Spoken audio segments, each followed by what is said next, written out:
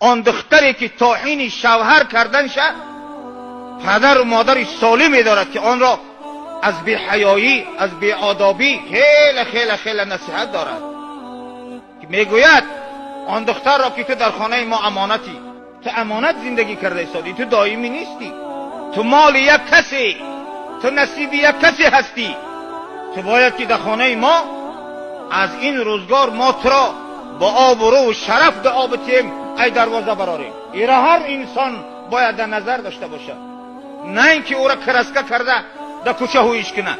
کی خریدار پیدا مینه، کی میخرش، ببیند لواش کرسکه کردگی، زیب زینت کردگی، کی میخرش.